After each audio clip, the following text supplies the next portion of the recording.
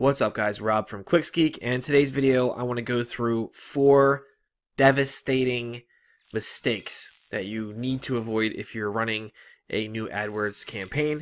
This is going to be a short but sweet video, and I kind of want to touch on each one of these topics. So there's 4 of them, and I'm going to walk you through each one and why and how to avoid it, why it's a problem and how to avoid it. So if you go into a campaign, let's just go into one of our demo campaigns here. Mistake number 1 to avoid: the wrong location setting. This is probably the most common mistake that we see from other agencies, that we get clients from other agencies that come over back to us. This is the biggest problem. Number 1, hands down. So if you go into your settings inside your campaign, come over here to locations, scroll down to right here, location options. Okay, if you keep that open, there's some toggle options here. People in or who show interest in your targeted locations is the recommended. This is not the one you want to use, okay? This can potentially show your ads to people outside of your actual location you're targeting. This was a huge problem back in the day, and luckily this is, we have more options now. All right, so the real trick here is it says people in or who show interest in, okay? So that technically they could not even be in the location you're targeting, but they're showing interest in it. They could. So that means if you're running this, and let's say you're targeting Philadelphia, you have someone in New Jersey searching, like right across the river, they could see your ads even though they don't want anything to do with Philadelphia. All right, so they're showing interest in Philadelphia, but they're not in Philadelphia. So that could be a problem, and it could be wasted money because these people are not going to convert. So this is the correct one you want to set. It's people in or regularly in your targeted locations. All right, this is the winner. So that's mistake number 1. Make sure this setting is correct or you're going to have some problems. All right, number 2. So let's cancel out of here. We'll come back up here into your campaign settings. Come up here to networks. So when you build a new campaign, this is automatically checked on: Google's display network and the search network. So the search network's okay. Some clients we don't run it, some clients we do. I'd say 90% of the clients we run the search network, unless we find a problem with the traffic through analysis. But display network, you do not want this checked on, okay? You will burn through your money and get so many clicks that just don't convert, and it'll be a total waste of your time, all right? So make sure that you come in here, you uncheck this, and you hit save, all right? You do not want your search ads to show on the display network.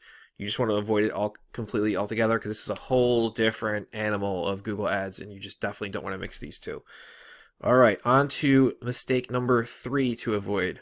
This is another one that we see, I'd say probably the second most common one we see when people come to us from other places, is no negative keywords, right? So you go into your campaign, come under keywords, a little drop down here, negative keywords, and here's where you can add all of your keywords.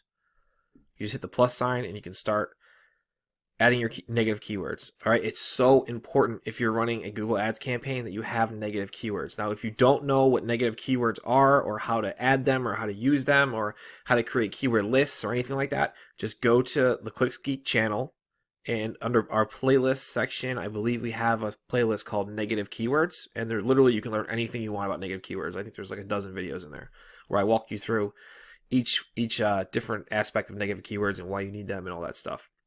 So super important, guys. Make sure you're always adding negative keywords to your campaigns. Probably one of the most crucial things you can do.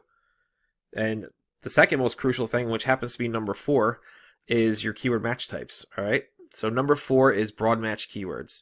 So if we go into our campaign, go over to keywords. Actually, we'll go into ad groups. Now, if you don't know, let's go into an ad group. So we'll go into aluminum fence company, aluminum fence ad group. So if you don't know what the match types are or how they work, again, go to our ClicksGeek channel, and there should be a playlist called Keyword Match Types, and there's a dozen videos in there of what they are, how they work, how to use them, what they mean, everything explained, okay? But for the purpose of this video, mistake number 4 is actually more specific. It's about broad match keywords. Okay, so what's a broad match keyword? A broad match keyword is essentially, so first, I guess we should probably run through all of them just in case for all the people here who don't know what the match types are. There's 3 different match types. Well, 4, I should say. You have phrase match, which is the quotes around the keyword. And all that really means is you're telling Google, I want to dial down my search of this keyword. So when I'm running phrase match for aluminum fence installation, you're saying I want as close to this search term, I want my ad to show for as close to this aluminum fence installation search term as possible. Within reason, you can add a few things on the end. So Google could show your ad for aluminum fence installation company, aluminum fence installation services. They'll add something onto the end of it or the beginning of it. So it's a pretty good match type. The next up is exact match, which I don't know if I have any exact match in this ad group particularly, but I'll show you what that looks like. So exact match is just these. It's brackets around the keyword, and you're telling Google, I only want my ad to show when someone searches exactly this keyword into the Google search bar, price to install aluminum fence. So Google's changed their rules a little bit about exact match. They're a little more lax about it now. So you can get a few additional searches, so you might get price to install aluminum fence near me or something like that. It still might show for it, which is okay. They're pretty good with it. So exact match is probably one of the best match types that you should be using for your campaigns. Next up is modified broad match, or it's what I call it, modified broad match, but it's called broad match modified or whatever everywhere else. I don't know. I have my own thing for it. It's basically just pluses in front of the keyword instead of each word of the keyword. So if the keyword is aluminum fence, we put a plus in front of aluminum, a plus in front of fence, and a plus in front of cost. All right. So what we're telling Google is, I want my ad to show for any search term as long as these three keywords in any order are in the search term. Aluminum fence cost. So it can be a little more risky. You're definitely casting a wider, more broad net out, but it's still more dialed in than just regular broad match. All right. So regular broad match is just this. It's just the keyword with no match type. All right. So it looks like this. So this is broad match, and this is mistake number 4. Please, for the love of God, stay away from broad match keywords. Unless you're a very experienced pay-per-click marketer, you're gonna get killed. They're gonna crush you, especially if you don't have negative keyword lists. I mean, if you're gonna be running broad match keywords, you gotta have a huge negative keyword list, because basically what broad match means is you're telling Google, all right, I want to run my ads for anyone who searches aluminum fence cost, but you're letting Google interpret what that means, and they're going to unload all the crap searches all over you that have to do with aluminum or fencing or pricing for any of that stuff, but it doesn't even necessarily have to be aluminum fence that they're going to show your ads for. It could be like aluminum fencing factory, aluminum fencing manufacturer plant. Like, they're going to show it for a ton of irrelevant stuff that you don't want. So that's mistake number 4. Stay away from broad match keywords. My advice, my personal advice to you guys, if you're new to AdWords or even a little bit more advanced, if you're getting into it, try and run only exact match and phrase match to start. Every campaign you start should start with exact and phrase match, because at least you'll get some solid data.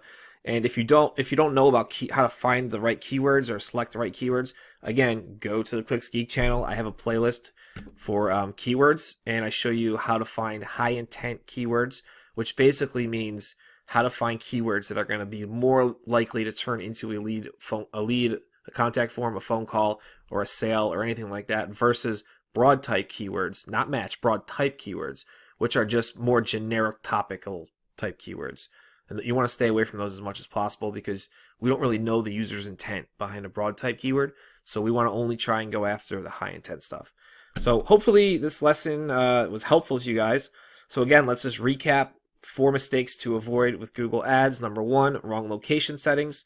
Number 2, having the display network turned on in your search campaigns. Number 3, having no negative keywords. And number 4, running broad match keywords. All right, hopefully, like I said, hopefully, guys, this video was helpful. If you have any questions, anything like that, just drop them in the comments below this video. Don't forget to subscribe to our channel. We drop a lot of how-to content pretty much every day now. And besides that, I think I'll catch you guys in the next video.